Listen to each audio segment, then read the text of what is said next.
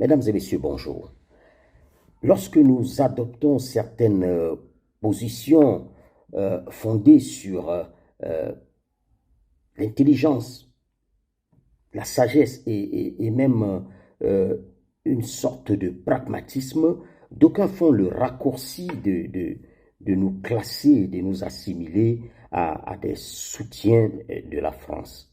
Que nenni, que non. En réalité, nous ne sommes pas fous pour soutenir ou même faire campagne pour une France qui aujourd'hui, en réalité, n'est plus qu'une puissance en décadence qui ne se suffit même plus à elle-même. Par contre, par honnêteté, nous sommes obligés de dire que certaines des choses dont on accable la France aujourd'hui relèvent plus du pur fantasme, si ce n'est de la propagande mensongère. La France, en réalité, véritablement, est devenue le bouc émissaire idéal pour certains de nos dirigeants pour masquer leur incompétence.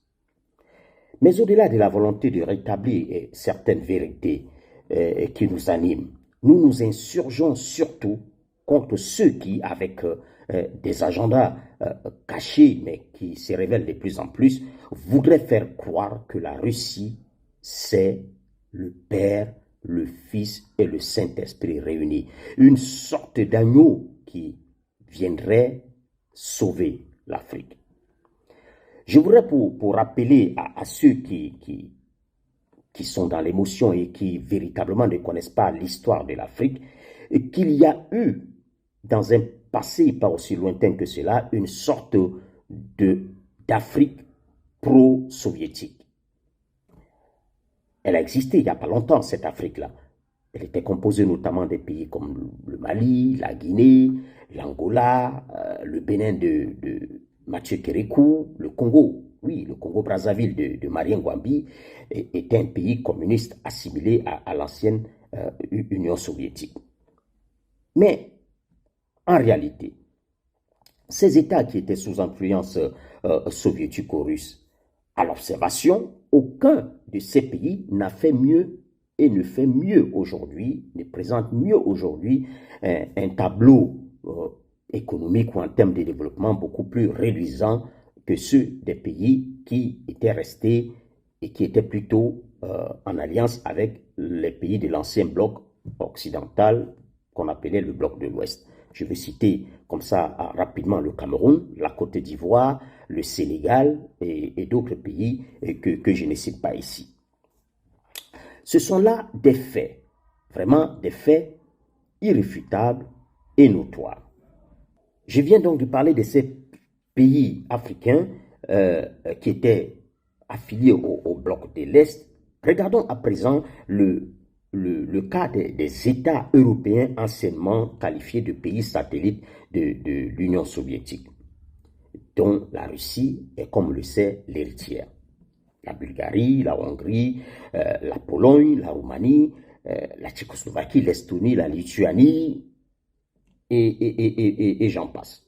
Tous ces pays, à la première occasion, se sont échappés de la tutelle soviétique pour rejoindre le bloc de l'Ouest.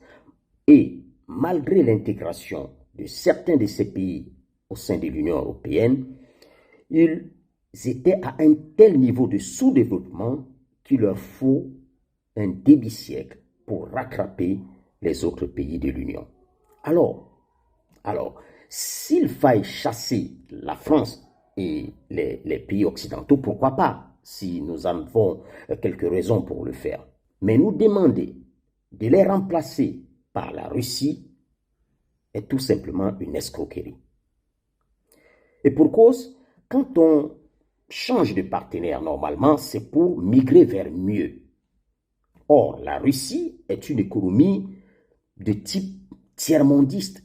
La Russie est une économie de rente, c'est-à-dire que la Russie vit de la vente de ses matières, des ressources de son sous-sol et de ses matières premières, pétrole, gaz, uranium, etc. La Russie sur le plan mondial, n'est que la 9e économie de la planète, derrière les États-Unis, la Chine, le Japon, l'Allemagne, l'Inde, le Royaume-Uni, la France et le Canada. Comparons à présent le PIB par habitant du pays de Poutine avec celui des autres. Selon des chiffres fournis par le Goskomstat, c'est le service fédéral des statistiques de la Russie. Et ces chiffres ont été recoupés ensuite par les institutions de Bretton Woods, le FMI et la Banque mondiale. Le produit intérieur brut, le PIB par habitant de la Russie, se situe à 13 000 dollars américains. La France est à 44 400 dollars américains, c'est-à-dire c'est quasiment 4 fois plus que le PIB par habitant de la Russie. L'Allemagne, c'est également quasiment 4 fois plus, puisque l'Allemagne est à 48 750 dollars américains. Les États-Unis maintenant. Les États-Unis, c'est pratiquement 7 fois plus que le PIB par habitant de la Russie, puisque les États-Unis affichent un chiffre de 70 000 dollars américains pour ce qui est de son PIB par habitant. Alors franchement, à l'analyse, tous ces faits démontrent qu'il faudrait que nous soyons tombés sur la tête en tant qu'Africains pour penser que notre salut, le salut de notre continent, se fera à travers ou alors avec la Russie.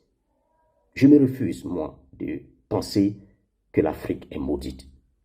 Non, l'Afrique n'est pas maudite. À bientôt, mesdames et messieurs, pour de nouvelles informations, toujours fondées sur la vérité.